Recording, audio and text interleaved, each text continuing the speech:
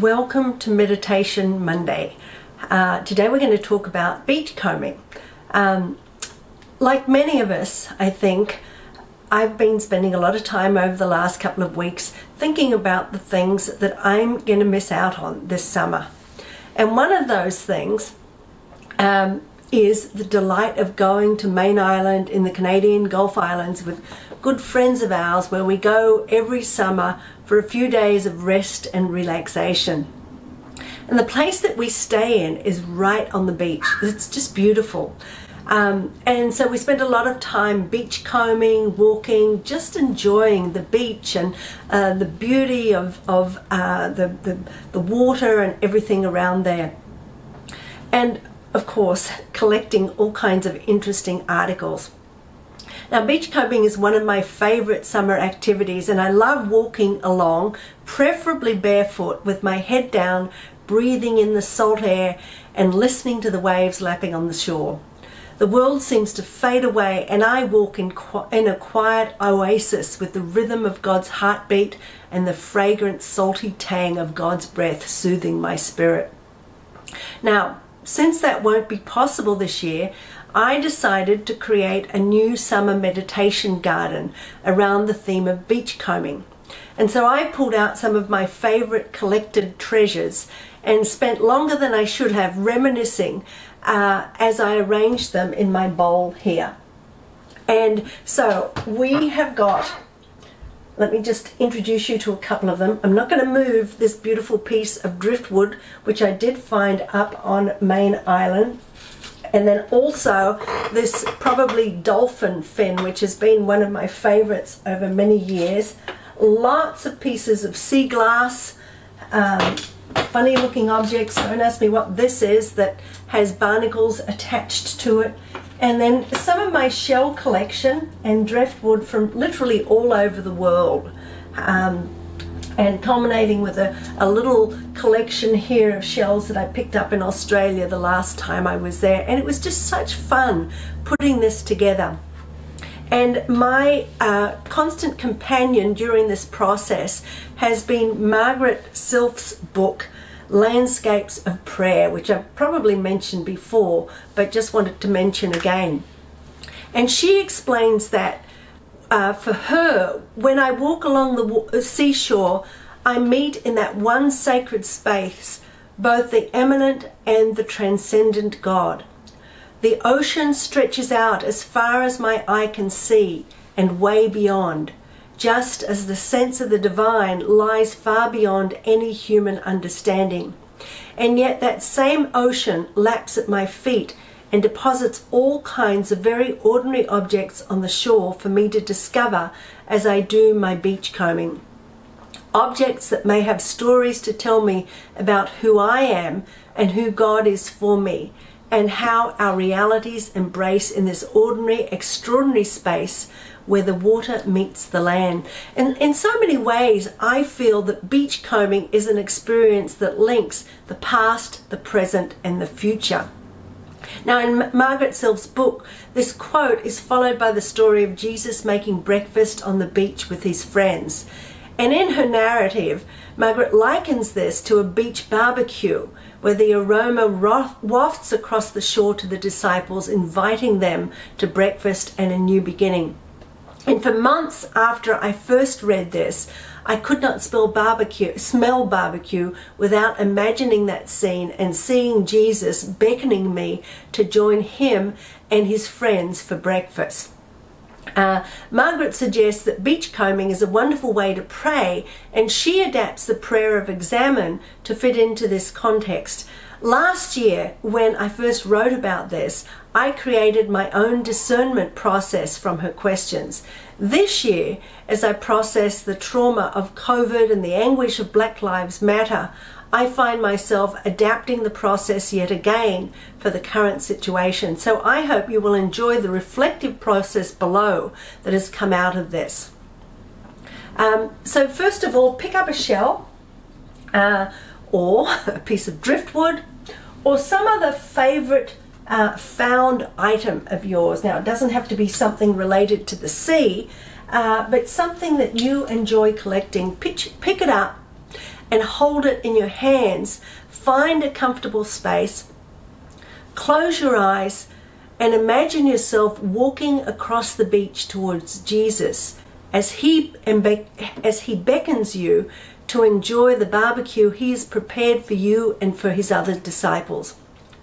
Sit and savor that experience of holy companionship for a couple of minutes.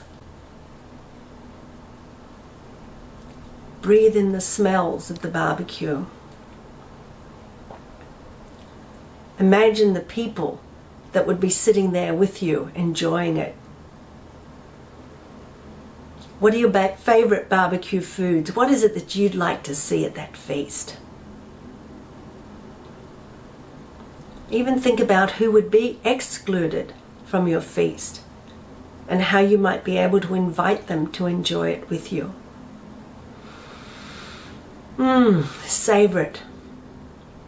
Enjoy it. Imagine the next barbecue that you're going to have.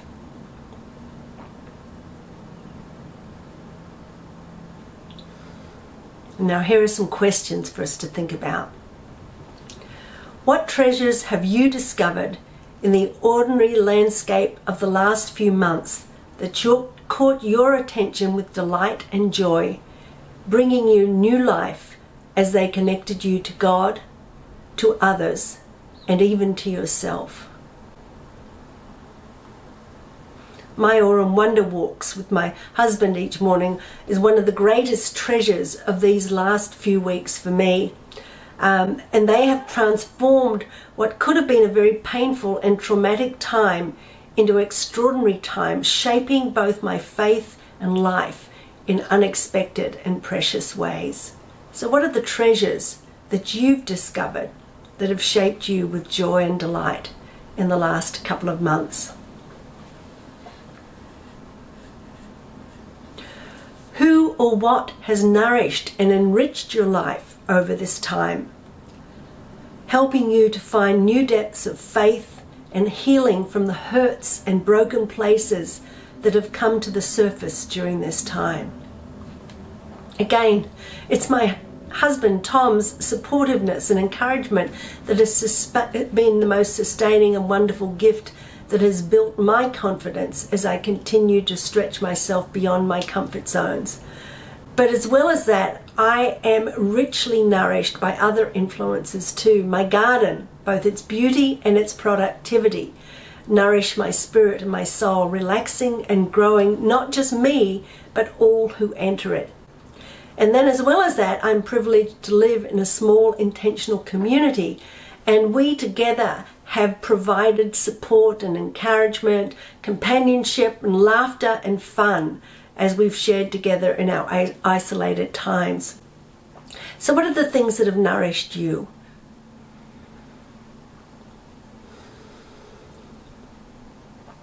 What waves lap at the boundaries of your life, either gently bringing rest and calm from stress, or crashing like storm waves with tumult and destruction to your well-ordered plans?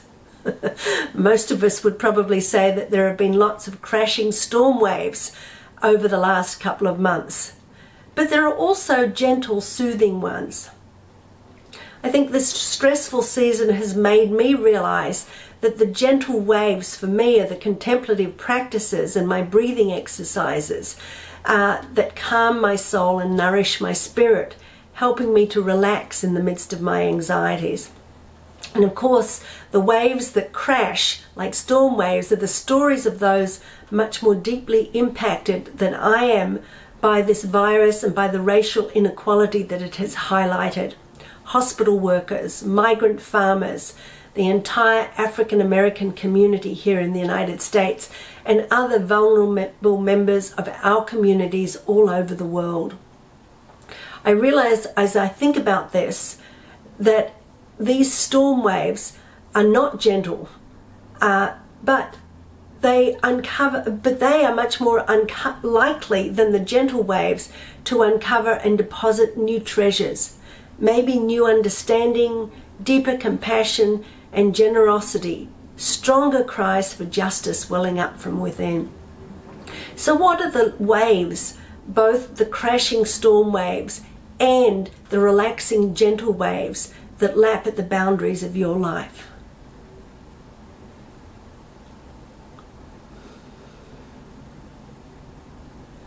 Now imagine you're looking back over the beach today. Have you left a trail of footsteps that need to be washed away by the loving presence of God?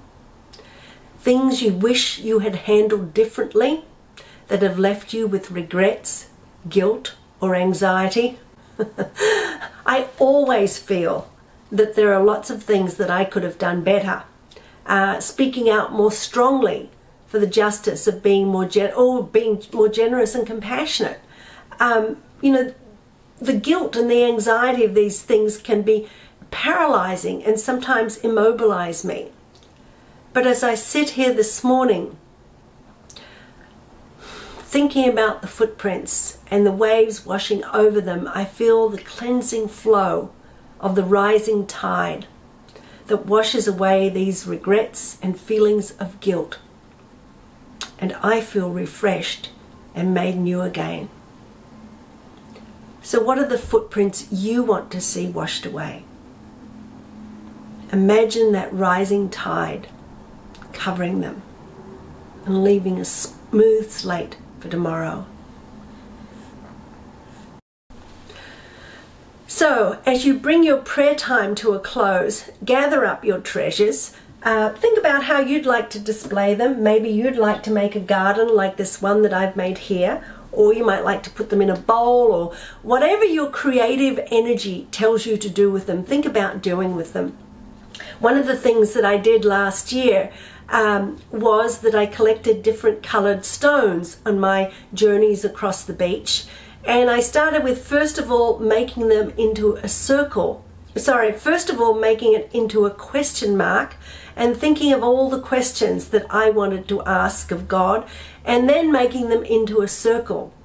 And this year, as I was thinking about this, I took some of the stones that I've collected in Australia and I made them first into a circle and then into a question mark to remind me, wrong way around. First into a question mark and then into a circle, reminding me of the questions that I have that I need to ask at this time, and then also of the fact that those can be rearranged into a circle of wholeness, a loving image that I love to repeat many times. So think about that and think about how you could combine your treasures into some image that leads you on your journey towards wholeness. Now, as I look to the future, I wonder, what does God want me to learn from my beachcombing experience that will help shape the months to come? Think about it. Maybe we're missing these kinds of experiences, but I'm sure there are other experiences that God has planned for us over these next months, and we need to allow space and time for those to develop. And as I think about this, I think again of that beautiful image of Jesus on the beach and creating breakfast for me over a bed of coals, like a barbecue. And I imagine that he is once again beckoning me to come and join him and all of his disciples in a feast that is spread out for all of the people of the world. This is a feast that I long to sit at and partake of, but know that I will not fully appreciate it until everybody in this world is able to join me. And I must continue to work for justice and freedom for those who are currently excluded from that feast. So think about it. What are some of the experiences that you're hoping that the future holds as you look to the next couple of months and this unexpected, unusual summer that we're probably, or winter if you're in the southern hemisphere, that we're going to be experiencing?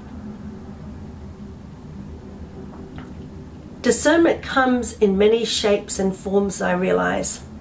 And in the meditative process of beachcombing, I learn the need to relax and allow the waves to shape who I am becoming and what our world is becoming. I learn to take the treasures that it, as it were, throws up from the storm waves and to shape those into something beautiful as well. It's not easy, but I think it is essential at this time.